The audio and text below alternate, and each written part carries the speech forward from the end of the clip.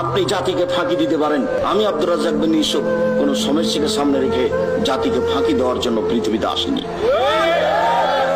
আর আমি এই কথা বলি না যে তোমার বয়স 24 বছর 26 বছর, তুমি একজন যুবক, আমি গাড়িতে বসার সাথে সাথে তুমি এসব বাঁশ দিয়ে আমাকে আঘাত করলে তুমি মনে করো না যে তুমি করছো। আমি মনে করি যে তোমার মুরব্বী হুজুর হুজুরি করেছে, জবাব হুজুরকে দিতে হবে। তুমি সিলেটের মাটিতে কবর পূজা করো, সেই জন্য সারা পৃথিবী কবর পূজা করবে, তুমি এটা মনে করো না। বল হিসাব। আমি কবর পূজার কথা বলিনি। মুহাম্মদ সাল্লাল্লাহু আলাইহি ওয়াসাল্লাম কবর ভাঙতে বলেছে, তোমার হুজুরকে তুমি হাদিস অনুবাদ করতে বলো। হাদিস তো মুসলিম। কবরের পাশে সালাত আদায় করা নিষেধ, কবরের উপরে সালাত আদায় করা নিষেধ, কবরের দিকে সালাত আদায় করা নিষেধ। কবরকে নিয়ে সময় কাটাও, আবার মানুষের প্রতি আঘাত করতে যাও, হিসাব পাও না।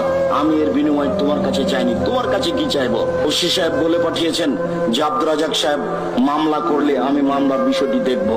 আমি বলছি জি না, মামলা করে আমি রোজ ওখানে হাজিরে দিতে যাব, সমস্যার মুখোমুখি হব।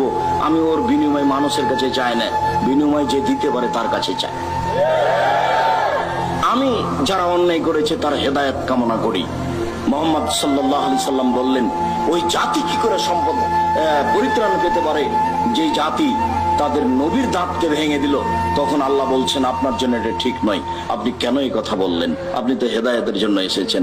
তখন রাসূল সাল্লাল্লাহু আলাইহি সাল্লাম এই কথা বাদ দিয়ে বলছেন, আল্লাহ তুমি তাদের হেদায়েত করো। ওই সময়ে জিবরাইল পাহাড়ের ফেরেশতা এসে বলছেন, আপনি চিন্তা করছেন কেন?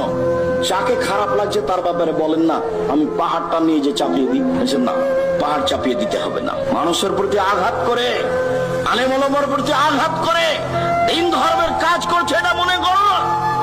তুমি বরং জাতির কাছে ক্ষমা চাও, আল্লাহর কাছে হেদায়েত চাও, তাহলে তোমার সফলতা আছে।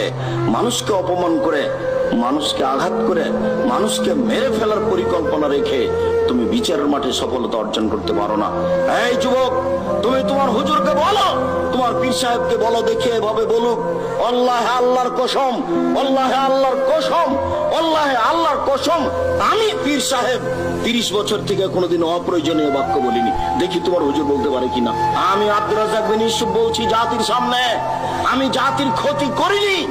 আল্লাহে আল্লাহর কসম, আল্লাহে আল্লাহর কসম, আল্লাহে আল্লাহর কসম, আমি আব্দুর রাজ্জাক বিন ইউসুফ 30 বছর থেকে কোনোদিন অপ্রয়োজনীয় বাক্য বলিনি। আপনাকে দিতেও